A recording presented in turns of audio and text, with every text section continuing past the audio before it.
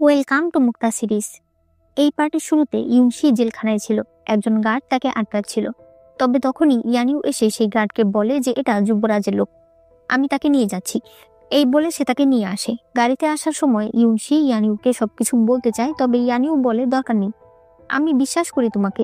যদি তুমিও আমাকে বিশ্বাস করো তাহলে তোমার কিছুর প্রয়োজন হলে আমাকে বলতে পারো। ইউনশি বলে আমি এখন বাড়িতে যেতে পারবো না, আমার একদিনের সময় প্রয়োজন। ইয়ানিও কিছু বলতে যাবে তার আগেই তাদের গাড়ি থামিয়ে চুই ইউনশিকে কোলে করে নিয়ে চলে যায়। ইয়ানিও কিছুই বলে না, কারণ ইয়ানিও তো আগেই চুইকে বলেছে যে আজকের দিন ইউনশিকে তার কাছে নিয়ে রাখতে। সে মনে মনে বলে কিসের ভালো অফিসিয়াল, যদি আমি আমার স্ত্রীকেই রক্ষা করতে না পারি। দেখা যায় চুই সেই বৃদ্ধ মহিলাকে দুটি সমাধির কাছে নিয়ে এসেছে। এরা দুজন হলো এই বৃদ্ধ মহিলার বাবা মা। মহিলা সেখানে কাঁদতে শুরু করে। সে বলে আমাকে ক্ষমা করে দিন, আপনাদের কষ্টের সময় আমি আপনাদের সাথে ছিলাম না। ইউনশির খারাপ লাগছিল দেখে চুই তাকে ধরে রাখে। ইউনশি বলে জেনারেল, আপনি আমাকে একদিনের সময় দিতে পারবেন? চুই বলে তুমি তো নৌকায় বললে তুমি সারা জীবন আমার সাথে থাকবে। ইউনশি বলে এমনিই বলেছিলাম। সে কল্পনা করে জেলখানায় মহিলা তাকে বলেছিল আমি তোমার স্বামীকে সুস্থ করতে পারবো, তবে শর্ত হলো আমাকে একদিনের জন্য বাইরে নিয়ে যেতে হবে, বাইরের দুনিয়া আমি দেখতে চাই। চুই চলে যেতে চাইলে ইউনশি তার হাত ধরে। চুই একটা ওষুধ বের করলে ইউনশি বলে আমি অলরেডি আমার হাতে ওষুধ লাগিয়ে নিয়েছি।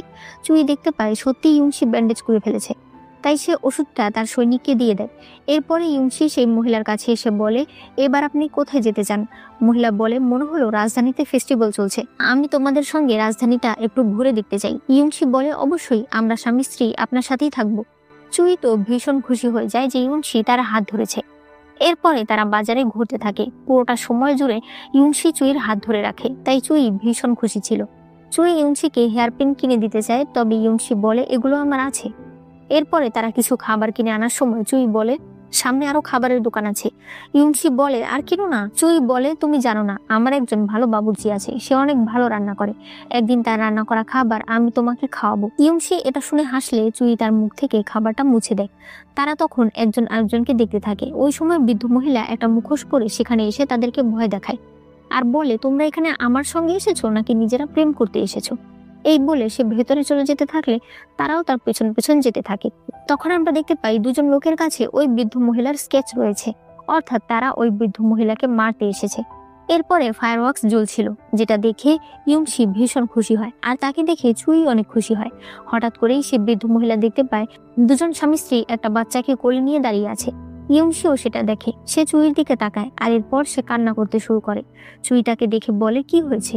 ইউনশি মনে মনে বলে এই জীবনে তো আমি তোমার সঙ্গে থাকতে পারলাম না, তবে মনে রেখো যখন তুমি তোমার নাতি নাতনিদের নিয়ে খেলা করবে তখন কিন্তু আমাকে ভুলে যেও না, কারণ একসময় আমি তোমাকে অনেক ভালোবাসতাম। ওই সময় ওই দুজন লোক বৃদ্ধ মহিলার উপর আক্রমণ করে দেয়, তবে চুই তাকে বাঁচিয়ে নেয়।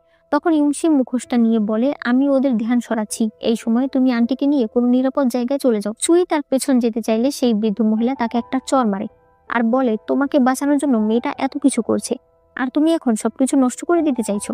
দেখা যায় রাস্তার মাঝখান দিয়ে ইউনশি সেই সকল লোকেদেরকে দৌড় করাচ্ছিল। এদিকে চুই সেই বৃদ্ধ মহিলাকে একটা নিরাপদ জায়গায় নিয়ে আসে। সে মহিলা বলে তোমাকে এখনই তোমার বিষের চিকিৎসা করতে হবে। চুই বলে আমি আপনাকে আধা ঘন্টা সময় দিচ্ছি, তাড়াতাড়ি করুন। এরপর সে রেডি হয়ে বসলে মহিলা বলে অনেক ব্যথা করবে কিন্তু। চুই বলে সমস্যা নেই। এরপরে সে মহিলা তার আঘাতে ওষুধ লাগিয়ে দিতে থাকে। ওইদিকে ইউনশিকে সেই দুজন প্রায় ধরে ফেলেছে। তারা তাকে আঘাত করতে যাবে, তখন সিন কাট হয়ে যায়। আমরা দেখতে পাই সেই বৃদ্ধ মহিলা চুইকে বলে তোমার আঘাত এখন ঠিক আছে, তুমি এবার তোমার স্ত্রীকে বাঁচাতে যেতে পারো। কিন্তু তখনই একজন সন্ত্রাস সেখানে চলে আসে আর সে একটা অস্ত্র বৃদ্ধ মহিলার দিকে ছুড়ে দিয়েছে। চুই সেই সন্ত্রাসকে মেরে ফেলে। সে বলে আপনি কি ঠিক আছেন? বৃদ্ধ মহিলা বলে আমি ঠিক আছি, তুমি গিয়ে তোমার স্ত্রীকে বাঁচাও। এরপরে মূলত দেখা যায় ইউনশিকে এখনো সেই লোকেরা মারতে চাইছে, তবে ওই সময় চুই সেখানে চলে আসে আর ইউনশিকে বাঁচিয়ে নেয়। তারা দুজন আসছিল, তখন দেখা যায় সেখানে আরো অনেক সন্ত্রাসরা চলে এসেছে। চুই ইউনশিকে বলে তুমি চোখ বন্ধ করে নাও। ইউনশি চোখ বন্ধ করে ফেলে। এরপরে যখন সে চোখ মেলে তাকায় তখন সে দেখতে পায় চুই সবাইকে মেরে ফেলেছে। এরপরে তারা সেই বৃদ্ধ মহিলার কাছে আসলে দেখতে পায় সেখানে সে চিঠি লিখে গেছে যে আমাকে খুঁজো না। ইউনশি বলে আমি জানি সে কোথায় আছে। এরপরে আবারও তারা সেই মহিলার বাবা মায়ের কবরের কাছে গেলে চুই জিজ্ঞেস করে তুমি আমাকে বলবে এই মহিলা আসলে কে? ইউনশি বলে তোমার কি মনে আছে মা সবসময় এই কবরটা পরিষ্কার রাখতো, কারণ এটা তার বেস্ট ফ্রেন্ডের বাবা মায়ের কবর। চুই বলে কিন্তু তাকে তো মৃত্যুদণ্ড দেওয়া হয়েছিল কারণ সে মহারাজকে বিষ দিয়েছিল। ইউনসু বলে, আমি হঠাৎ করেই জানতে পেরেছি ওই সময় অন্য এক কয়েদির সঙ্গে এই আন্টিকে বদলে দেওয়া হয়েছিল, আর কেউ একজন এই আন্টিকে বন্দি করে তাকে দিয়ে বিষ বানাতে চাইছিল। তবে আন্টি না করে দেয়, আর এই কারণেই তাকে জেলখানার পানিবন্দি ঘরে রাখা হয়। তখনই তারা সেই মহিলাকে দেখতে পায়। চুই দেখতে পায় তার পিঠে আঘাতের দাগ রয়েছে, অর্থাৎ সেই সন্ত্রাসী যে অস্ত্রটা ছুরি মেরেছিল সেটা তার গায়ে লেগেছিল। চুই বলে, চলুন আমরা ডাক্তারের কাছে যাই। সে মহিলা বলে, আমি ইচ্ছে করে নিজের চিকিৎসা করিনি, কারণ আমি আর সেই বন্ধ জায়গায় যেতে চাই না। সে বলে, আমি আমার বান্ধবীর ছেলেকে দেখতে পারছি, আমার বাবা মায়ের কবর দেখতে পেরেছি, এবার আমার আর কিছু দরকার নেই। সে বলে, আমি ইউনসিকে কিছু বলতে চাই, চুই একটু দূরে যেতে পারো? চুই দূরে গেলে সেই মহিলা বলে, আমি জানি তুমি আমার কাছে কিছু জানতে চাও, বলো তুমি কি জানতে চাও। ইউনসি বলে, চুই আর ঝো ফ্যামিলি এখন শত্রুতে পরিণত হয়েছে। আপনি কি জানেন ঝো ফ্যামিলির এক দাসী বাচ্চা হওয়ার সময় মারা গিয়েছিল? মহিলা বলে, হ্যাঁ জানি। আমার তো ইচ্ছে করে আমি ওই বাড়ির বড় মহিলাকে মেরে ফেলি। সে আমার বাবা মাকে বন্দি করে আমার কাছ থেকে বিষ তৈরি, অ্যান্টিডোট তৈরির ফর্মুলা জানতে চেয়েছিল। ওই দাসীর একটা ছেলে হয়েছিল, আর আমার মনে আছে সেই ছেলের হাতে একটা জন্ম দাগ ছিল। ইউনসি বলে, আপনি কি জানেন ঝো ফ্যামিলির মহিলাকে আমি কিভাবে নিচে নামাতে পারি? বৃদ্ধ মহিলা তখন তার কানে কানে কিছু একটা বলে। ওদিকে দেখা যায় ইয়ানিউর কাছে যুবরাজ আসে, আর সে বলে, তো আজ আপনি আমাকে ডেকেছেন? এই দিনটার জন্য আমি অনেক দিন ধরেই অপেক্ষা করছি। ইয়ানিউ বলে, যুবরাজ, আমি আপনার সঙ্গে একটা ডিল করতে চাই। এদিকে বৃদ্ধ মহিলার অবস্থা অনেক খারাপ হয়ে যায়। চুয়ে তখন তার কাছে চলে আসে। একটু পরেই সে মহিলা মারা যায়। এরপরে সে মহিলাকে সমাধি দিয়ে সকাল হয়ে যায়। চুই ইউনসিকে ডাকলে ইউনসি বলে, জেনারেল, আমি আপনাকে সাহায্য করেছি কারণ একদিন আপনি আর আপনার মা আমার জীবন বাঁচিয়েছিলেন। চুই বলে, তার মানে ও ঠিকই বলেছিল, আজ সকালে তুমি আবার বাড়ি ফিরে যাবে। ইউনসি চলে যেতে থাকলে চুই পেছন থেকে ডেকে বলে, আজ যদি তুমি চলে যাও তাহলে আমি বলে রাখছি তোমার সঙ্গে আমার সকল সম্পর্ক এখানেই শেষ হয়ে যাবে। ইউনসির প্রচন্ড কষ্ট হচ্ছিল, তবে সে গাড়ির লোকটাকে বলে, চলুন আমরা ঝো ম্যানশনে যাব। এরপরই তারা চলে যায়। তখন সুদা চুইকে একটা সিক্রেট চিঠি দেয়, যেখানে লেখা ছিল তাদের লোকেরা মিলিটারি রেশনের ব্যাপারে জেনে গেছে, রাজকুমারী লিউন চলে এসেছে, এবার সহজেই তারা ঝো ফ্যামিলিকে হারাতে পারবে। সুদা চুইকে বলে, জেনারেল, আপনি ম্যাডামকে এত ভালোবাসেন, তাহলে যেতে দিলেন কেন? চুই বলে, ভালোবাসি বলেই যেতে দিয়েছি। তখন সে কল্পনা করে ওই বৃদ্ধ মহিলা তাকে বলেছিল, তোমার শরীরে কি আগেও কখনো বিষ ঢুকেছিল? চুই বলে, হ্যাঁ, উজিয়াং রাজ্যের সঙ্গে যুদ্ধ করার সময় আমার শরীরে বিষাক্ত তীর লেগেছিল। মহিলা বলে, সেই বিষ তোমার শরীর থেকে বের হয়নি, সেটা ধীরে ধীরে তোমার শরীরকে শেষ করে দিচ্ছে। চুই বলে, কতদিন সময় আছে আমার হাতে? সেই মহিলা বলে, 5 বছরেরও কম। এরপরে ইউনসি বাড়িতে চলে এসেছে, তবে বাড়িতে আসার সাথে সাথে লিন বাড়ির লোকেদের নিয়ে তাকে বুলি করতে শুরু করে। তখনই ইয়ানিউ সেখানে আসে। সে লিনকে বলে, আমার ছোট ভাই বাড়িতে নেই বলে তোমার যত আজাইরা কাজকর্ম আছে সব আমি সহ্য করছি। এখন তুমি তোমার বড় যাকে অপমান করতে শুরু করেছো, আমি কিন্তু তোমাকে তোমার বাপের বাড়িতে পাঠিয়ে দেব। এরপরে সে ইউনসিকে নিয়ে চলে আসে। ইউনসি বলে, আমি বাড়ির সমস্যা সামনে নিতে পারবো, তুমি কিন্তু মা আর লিনের বিরুদ্ধে যাবে না। ইয়ানিউ বলে, এই পৃথিবীতে তুমি আর শাওচি আমার সবচেয়ে আপনজন, আমি অবশ্যই তোমাদের দুজনকে রক্ষা করব। এরপর দেখা যায় লিন আর তার শাশুড়ি যুবরাজের সঙ্গে কথা বলছে। যুবরাজ বলে, লিউন অনেক বেশি চালাক, এবার সে নাকি রেশন সম্পর্কে কি জানতে পেরেছে, আমি জানি না সে ঠিক কতখানি জেনেছে। ইউনসির শাশুড়ি বলে, আপনি চিন্তা করবেন না, আমাদের পরিবার মিলিটারি রেশন অনেক বছর ধরে সামলাচ্ছে, আমার মনে হয় না রাজকুমারী লিউন কোনো কিছু পাবে, আর যদি পায়ও তাহলেও আমরা শক্তিতে না পারলেও বুদ্ধিতে অন্তত তাদের সঙ্গে পারবো। আর দেখা যায় এই সব কথাই বাইরে থেকে ইউনসি শুনতে পায়। পরদিন ইউনসির শাশুড়ি জোর করে ইউনসির ঘরে ঢুকে পড়ে, আর তারা ইউনসির হাতে একটা ওষুধ দেখতে পায়, যেটা ছিল প্রেগনেন্ট হওয়ার ওষুধ। দাসীরা বাইরে চলে যায়। তার শাশুড়ি সামনে বসে বলে, তুমি যদি প্রেগনেন্ট হতে চাও এর অনেক ভালো উপায় আছে, নিজেকে মেরে ফেলার কোনো প্রয়োজন নেই। ইউনসি বলে, হ্যাঁ, এটা তো সত্যি কথা, প্রেগনেন্ট হওয়ার অনেক উপায় আছে। আমি একবার একটা গল্প শুনেছিলাম, এক মহিলা বিয়ের পর প্রেগনেন্ট হতে পারছিল না, যার ফলে পরিবারের প্রধান দায়িত্ব সে হারাতে বসেছিল।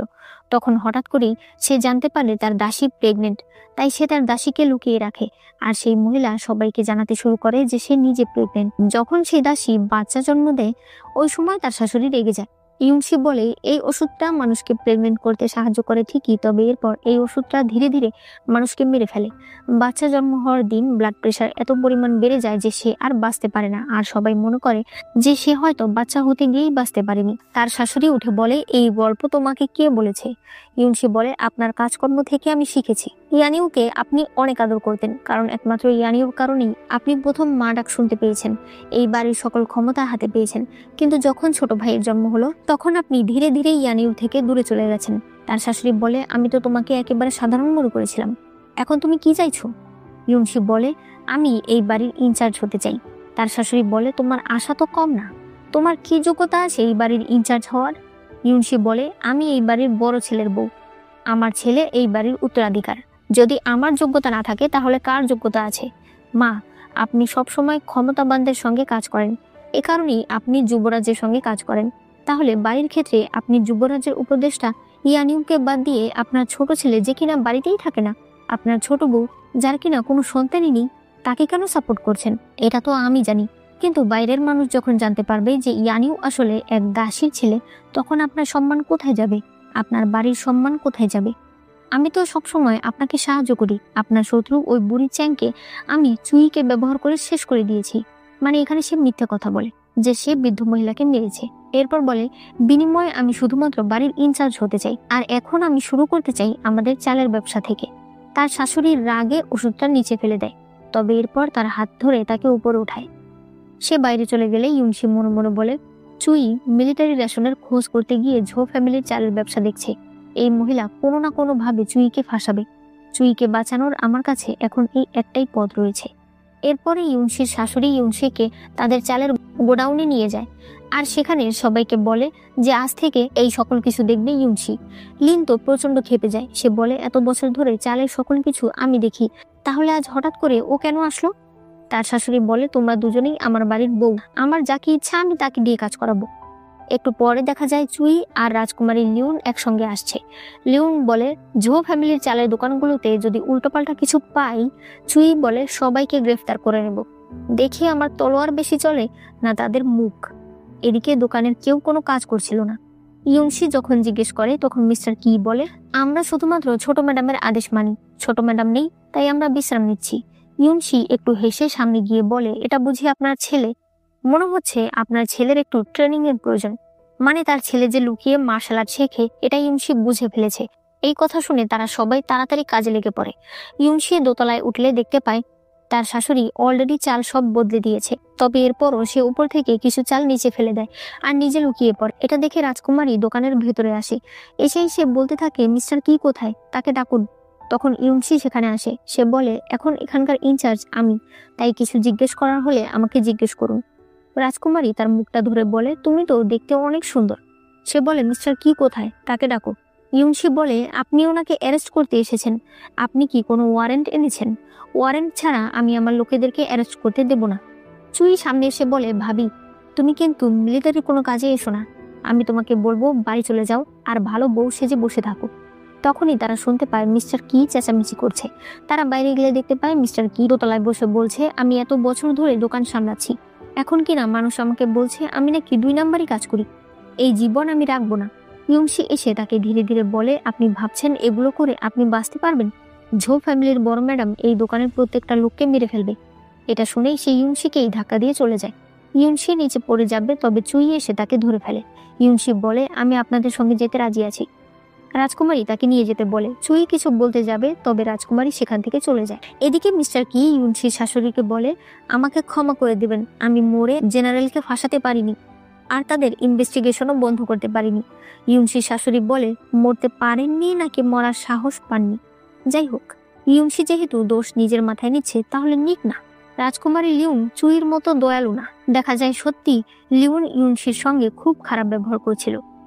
সে পা দিয়ে ছুঁড়ে চাল ইউনশির মুখে দিচ্ছিল আর বলছিল, ওগুলো খাও, তুমি জানো যুদ্ধে আমরা এত কষ্ট করি আর তোমাদের এই ফ্যামিলি আমাদেরকে চালের সঙ্গে বালু মিশিয়ে পাঠায়।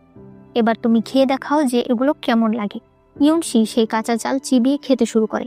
চুই এসে তাকে থামায়। এরপর সে ইউনশিকে তার রুমে নিয়ে যেতে বলে, আর সে লিউনকে বলে, আমি ইউনশিকে জিজ্ঞাসাবাদ করব। লিউন চলে গেলে রাজকুমার সু জিজ্ঞেস করে, তুমি লাইন ক্রস করে ফেলছো। চুই বলে, আপনি যতটা ঝো ফ্যামিলিকে ঘৃণা করেন তার চেয়ে অনেক গুণ বেশি আমি ঘৃণা করি।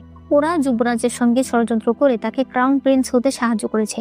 আমার বাবাকে এর আগে রেশনের কেসে ফাঁসিয়েছে, যার কারণে আমি আমার বাবা মা হারিয়েছি।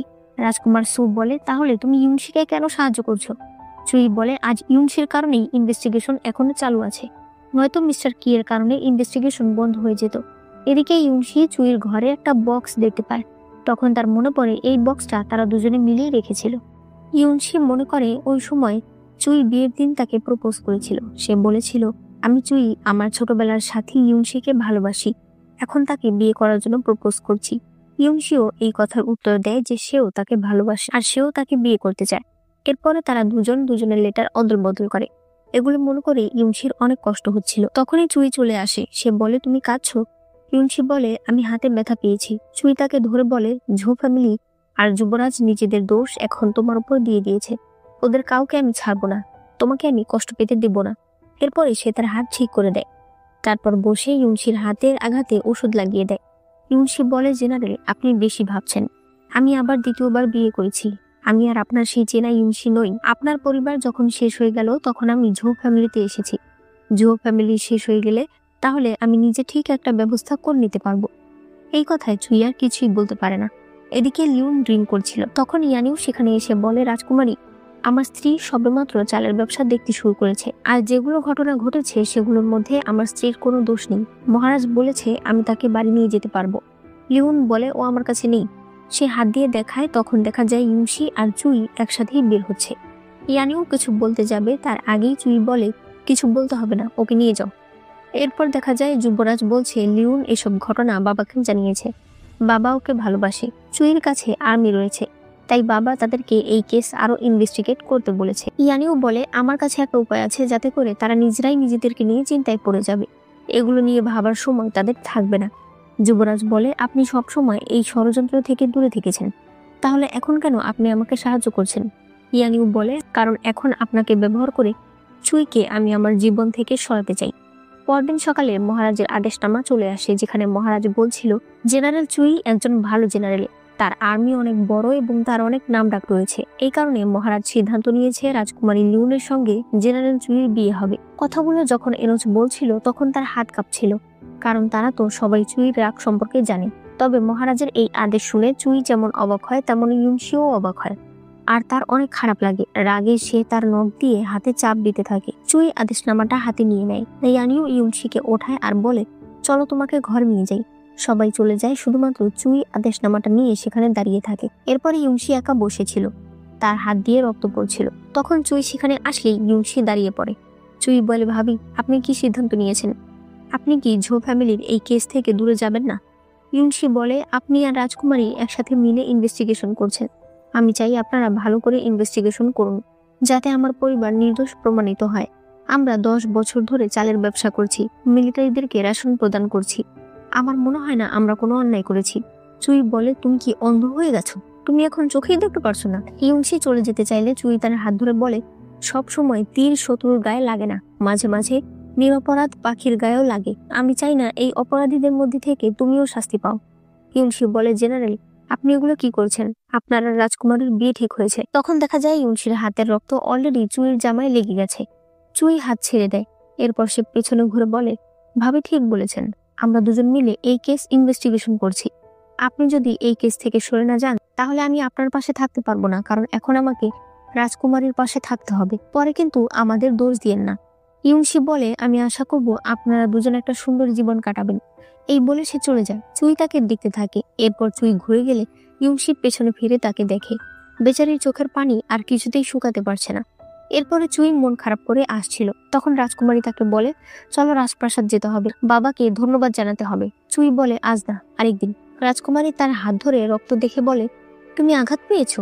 চুই তখন তার জামায় রক্ত দেখতে পায়, আর সে বুঝতে পারে ইউনশির হাত থেকে এটা লেগেছে। লিউন বলে, আমি জানি তুমি ওকে এখনো ভালোবাসো। চুই বলে, তো আমি চাইলে মহারাজের আদেশে অভিযোগ করতে পারতাম, আমি অমান্য করতে পারতাম, কিন্তু আমি করিনি। লিউন বলে, তাতে লাভ কি? এগুলো দেখে আমাদের শত্রুরা আমাদের উপরেই হাসবে। যাকে তুমি ভালোবাসো তার বিরুদ্ধে তুমি কি করে যাবে? তোমার উচিত আর একটু ভেবে দেখা। তবে চুই ভেতরে চলে যায়। এরপরে ইঞ্চি বৃষ্টির মধ্যে হাঁটছিল। তখন ইয়ানিও এসে তার মাথায় ছাতা ধরে আর বলে, ঠান্ডা লাগিও না। ইউনশি বলে, আমি কেসের ব্যাপারে একটু ভাবছিলাম, বুঝতেই পারিনি কখন বৃষ্টি শুরু হলো। ইয়ানিও বলে, তোমাকে আমার সামনে মিথ্যা কথা বলতে হবে না। আমরা 7 বছর ধরে একসাথে আছি, একসাথে অনেক কিছুই দেখেছি। আমার সামনে তোমাকে এত স্ট্রং হতে হবে না। ইউনশি বলে আমি এখনো অ্যাকাউন্টেন্ট বইগুলো পাইনি, লিন আমাকে সেগুলো দিচ্ছেই না। ইয়ানিউ বলে দাঁড়াও। এটা বলার সাথে সাথে ইউনশি বলে একদমই না। তোমার মনে নেই তুমি আমাকে কথা দিয়েছিলে তুমি কখনোই এসব কাজে আসবে না। তখন 7 বছর আগের সিন দেখানো হয়। চুইর মা মারা যাওয়ার পর ইউনশি ইয়ানিউকে বলে আমি পৃথিবীর যে কাউকে বিয়ে করতে রাজি আছি, কিন্তু তোমাকে না। তোমার পরিবার আমার পরিবার শেষ করে ফেলেছে, আমি এর প্রতিশোধ চাই। ইয়ানিউ বলে একটা কথা আমি কাউকে বলিনি, লেডি ঝৌ আমার মা নয়, সে আমার মাকে মেরেছে আর এখন সে আমাকেও মারতে চাইছে। আমাকে মিস্টার ঝৌ বড় করেছে, তবে আমিও এই মহিলার উপর প্রতিশোধ চাই। তুমি আর আমি একই জিনিস চাই। ইউনশি বলে আমি চুইকে ভালোবাসি, যদিও মরেও যায় তারপরও আমি ওকেই ভালোবাসি। ইয়ানিউ বলে তোমার কি মনে আছে ছোটবেলায় আমি বরফের একটা নদীতে পড়ে গিয়েছিলাম, ওই সময় আমার শরীরে অনেক ড্যামেজ হয়ে যায় আর আমি জানি আমি কখনোই বাবা হতে পারবো না, তাই আমি শপথ করে বলছি চুইর সন্তানই হবে আমার সন্তান। ইউনশি বলে আরো একটা জিনিস, এটাতে যদি তুমি রাজি থাকো তাহলেই একমাত্র আমি তোমাকে বিয়ে করব। আমি আমার প্রতিশোধের সকল প্ল্যান সকল কিছু তোমাকে বলবো, তবে তুমি কখনোই আমাকে সাহায্য করতে আসবে না। বর্তমানে ইউনশি বলে তুমি এসবের মধ্যে আসবে না। ইয়ানিউ বলে এটা মিলিটারি কেস, এখান থেকে যদি তুমি বের হতে না পারো তাহলে তুমি টুকরা টুকরা হয়ে যাবে। ইউনশি বলে আমি জানি, আর এজন্যই আমি তোমাকে বলছি তুমি এসবের মধ্যে আসবে না। তুমি তোমার এত ভালো রেপুটেশন নষ্ট করবে না। ইয়ানিউ বলে রেপুটেশন? আমি আমার সবকিছু বিসর্জন দিতে রাজি আছি, তোমাকে বাঁচাতে আমি সবকিছু করব। ইউনশি আর কিছু বলতেই পারে না, তাই সে বলে চলো গিয়ে বিশ্রাম নেই। পরদিন ইউনশি লিনের কাছে যেতে চাইলে লিন দূর থেকেই তাকে বলে তুমি আমার কাছ থেকে আমার ক্ষমতা কেড়ে নিয়েছো, এখন আবার তুমি অ্যাকাউন্টেন্ট বই চাইছো, দেব না। সে সেটা পানিতে ফেলে দিতে চায়, তবে ইউনশি তাকে না করে। সে বলে তুমি আমার কথা বোঝার চেষ্টা করো, তুমি মনে করছো মা তোমাকে সাহায্য করছে? না, মা তোমাকে শুধু ব্যবহার করছে। তুমি কি একবার ভেবে দেখোনি যে ছোট ভাই মানে তোমার স্বামী কেন বাড়িতে থাকে না? কারণ এসব ষড়যন্ত্র তার পছন্দ না, সে মুক্তভাবে বাঁচতে চায়। এগুলো বলতে বলতে ইউনশি লিনের কাছে চলে যায় আর সেই অ্যাকাউন্টেন্ট বই নিয়ে নেয়, কিন্তু এতে লিন রেগে যায় আর তাকে ধাক্কা দিয়ে পানিতে ফেলে দেয়। ওই সময় চুই এসে পড়ে, সেও পানিতে ঝাঁপ দেয় আর লিন ভয়ে দৌড়ে পালিয়ে যায়। এরপর দেখা যায় ইউনশিকে ডাক্তার দেখে চুইকে বলে জেলখানায় পানির ভেতরে থাকার সময় তার ঠান্ডা লেগে গিয়েছিল, আজ তার ভেতরে অনেক পানি চলে গেছে, তাকে গরম পানিতে নিয়ে রাখতে হবে। একটু পর দেখা যায় চুই ইউনশিকে গরম পানির পুলে নিয়ে এসেছে, সে তাকে জড়িয়ে ধরে পানিতে বসে থাকে। একটু পর ইউনশির জ্ঞান ফিরে আসে, সে চুইকে দেখে সেখান থেকে চলে যেতে চায়। চুই বলে ভাবি আমি তোমাকে বাঁচালাম আর তুমি কিছু না বলে চলে যাচ্ছ। ইউনশি বলে ধন্যবাদ, আপনার উপকার আমি মনে রাখবো। চুই বলে লাগবে না, এই পানি ডাক্তারের প্রেসক্রিপশন অনুযায়ী, তাই তুমি এখানে বসে থাকো, তুমি যখন জেগে গেছো তাহলে আমি যাচ্ছি। কিন্তু তখনই বাইরে দরজা খুলে রাজকুমারী চলে আসে। তুই চিৎকার করে বলে ভেতরে এসো না। লিওন সেখানেই দাঁড়িয়ে থাকে, চুই ইউনশিকে আড়াল করে সেখানে বসেছিল। লিওন এখানে ইউনশির নামেই কথা বলছিল, আর ওদিকে ইউনশির সঙ্গে চুইর মাথায় ধাক্কা লেগে যায়। চুই কাশতে শুরু করলে লিওন বলে তুমি কি অসুস্থ নাকি তোমার পুরনো অসুখ দেখা দিচ্ছে? চুই বিরক্ত হয়ে বলে হ্যাঁ আমার পুরনো অসুখ দেখা দিচ্ছে, এবার তুমি যাবে? লিওন বলে ঠিক আছে আমি চলে যাচ্ছি। সে চলে গেলে চুই ইউনশির কাছ থেকে সরে যায়। এরপরে তারা যখন একসঙ্গে আসছিল ইউনশি বলে রাজকুমারী কিন্তু সত্যি কথা বলেছে। চুই বলে ওর কথা তুমি কানে নিচ্ছ? ইউনশি বলে রাজকুমারী নম্র ভদ্র দয়ালু, তার উপর সে যুদ্ধ করতে পারে। তোমার ভাবি হিসেবে আমি বলবো আমার দেবর যেন সুন্দর একটা জীবন কাটায়। চুই বলে হ্যাঁ ভাবি ঠিকই বলেছ। এভাবেই তারা একজন আরেকজনকে খোঁচা মেরে কথা বলছিল। তবে তখনই ইয়ানিউ চলে আসে, সে এসে ইউনশির গায়ে থেকে জামাটা খুলে নিজেরটা পরিয়ে দেয়, এরপর তাকে নিয়ে চলে যায়। একটু পরে ইয়ানিউ ঘর থেকে বের হলে চুই তাকে বলে তুমি সব সময় বলো ও তোমার স্ত্রী, তাহলে তুমি ওকে বাধা দিচ্ছ না কেন? ইয়ানিউ বলে কেন বাধা দেবো আমি ওর সকল ডিসিশনে ওকে সাপোর্ট করি। চুই বলে সাপোর্ট? তুমি পারবে ওকে বাঁচাতে? ইয়ানিউ বলে তুমি পারবে বাঁচাতে? 7 বছর ধরে আমরা শান্তিতেই ছিলাম, কিন্তু যেদিন থেকে তুমি এসেছো সেদিন থেকে একের পর এক ঝামেলা চলছে। তুমি আমাকে ক্রিটিসাইজ করা বাদ দিয়ে ওর থেকে দূরে থাকো। একটু পরে ইয়ানিউর মা যুবরাজের সঙ্গে দেখা করতে আসলে দেখতে পায় এখানে ইয়ানিউ দাঁড়িয়ে আছে। ইয়ানিউ বলে মা যুবরাজ অসুস্থ, তাই উনি আমাকে পাঠিয়েছেন, আপনার যা বলার আমাকে বলতে পারেন। তার মা বলে যুবরাজ অসুস্থ থাকলে আমি তার কাছেই যাচ্ছি। ইয়ানিউ বলে যুবরাজ কি এই মিলিটারি রেশনের কেসে জড়িত? মা একটা কথা আমি আপনাকে বলে দিই, বর্তমানে সরাসরি মহারাজের সঙ্গে কথা বলার ক্ষমতা আমার আছে এবং মহারাজ আমাকে বলেছে এই কেস ইনভেস্টিগেশন হবে। বর্তমান আমাদের ফ্যামিলির চালের ব্যবসা দেখছে আমার স্ত্রী, সে এই বিষয়ে নতুন, তাই আমি চাইবো আপনি তাকে সাহায্য করবেন। এই বলে সে চলে যায়। তার মা তখন বলতে থাকে ওর সাহস কি করে হলো ইউনশির জন্য আমাকে হুমকি দেয়ার। এরপর 2-3 দিন পরে সিন দেখানো হয় যেখানে দেখা যায় ইউনশির শাশুড়ি অসুস্থ আর ইউনশি তার সেবা করছে। সে বলে, মা আমরা কি ডাক্তার ডাকবো? তার শাশুড়ি বলে, না, আসলে চিন্তার কারণে আমার এমন হয়েছে। মহারাজ আমার কাছে এই রেশনের ব্যাপারে ভালো মতো জানতে চেয়েছে। এখন তুমি তো চালের ব্যবসা দেখছো, তাই আমি চাই এই সমস্যাটা তুমি সমাধান করো। আমি তোমাকে সকল অ্যাকাউন্টেন্ট বইও দিয়ে দিচ্ছি। ইউনশি বলে, কিন্তু মা আমি তো এই বিষয়ে একদম নতুন। তার শাশুড়ি বলে, ভালোভাবে দেখো তাহলেই পারবে। ইউনশি মনে করে 7 বছর আগে সে চুইকে জিজ্ঞেস করেছিল এই ঝো ফ্যামিলি এত পাওয়ারফুল কেন। চুই বলে, জানো না, তাদের বিস্তার অনেক বড়। রাজ্যের অর্ধেক মন্ত্রীরাই তাদের ব্যবসার সঙ্গে জড়িত, আর মিলিটারি সার্ভিসের বেশিরভাগ রেশন ঝো ফ্যামিলির ব্যবসা থেকেই আসে। ইউনশি বলে, তারা এত বড় লোক? চুই বলে, হ্যাঁ, এই জন্যই তো আমার ফুফু ইনচার্জ হওয়ার জন্য নিজের জীবনও বাজি রেখেছিল। তবে একটা কথা তোমাকে বলি, তারা মিলিটারিদের রেশন দেয়, আর আমি মিলিটারিদের লিডার, অর্থাৎ ঘুরে ফিরে তারা আমার সেবা করে। ইউনশি এটা শুনে হাসে। বর্তমানে ইউনশি সকল অ্যাকাউন্টেন্ট বইগুলো ভালো করে দেখছিল। তখন সে লিনের ব্যাপারে কিছু প্রমাণ পেয়ে যায়। তাই সে তার দাসীকে বলে, তুমি বাইরে গিয়ে দাঁড়াও, কাউকে ভেতরে আসতে দিও না। আর সে সেই বইটা বিছানার নিচ একটা বক্সে লুকাতে থাকে, যেখানে তার আর চুইয়ের বিয়ের সার্টিফিকেটটাও ছিল।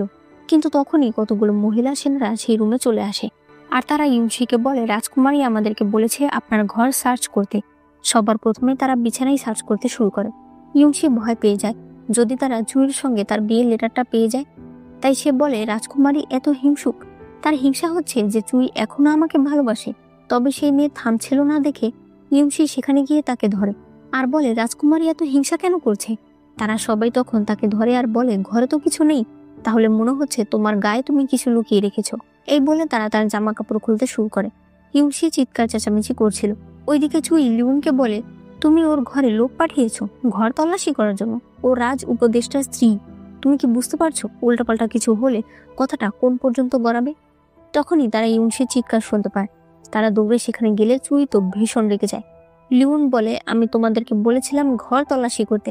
মেয়েরা কিছু বলতে যাবে, তবে চুইয়ের রাগ দেখে তারা সবাই সেখান থেকে চলে যায়। এমনকি লিউন নিজেও ভয় পেয়ে চলে যায়।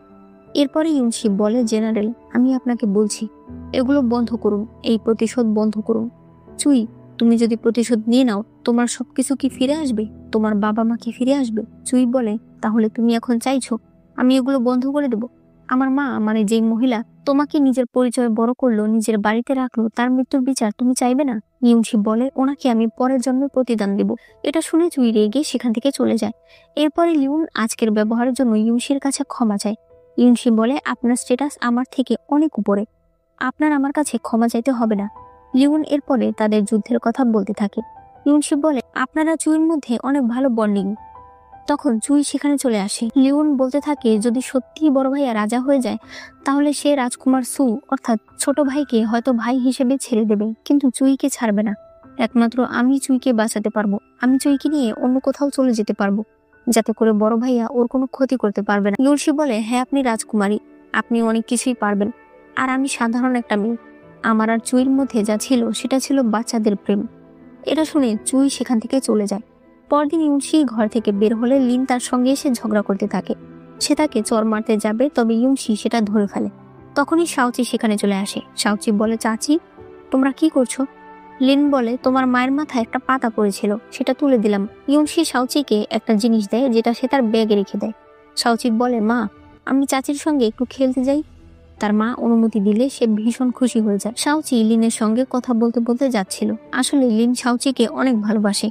এরপরে শাওচি চুইয়ের ঘরে ঢিল ছুটতে থাকে। তখন চুই এসে তাকে ধরে ফেলে। ওই সময় তার ব্যাগ থেকে সকল জিনিসপত্র নিচে পড়ে যায়।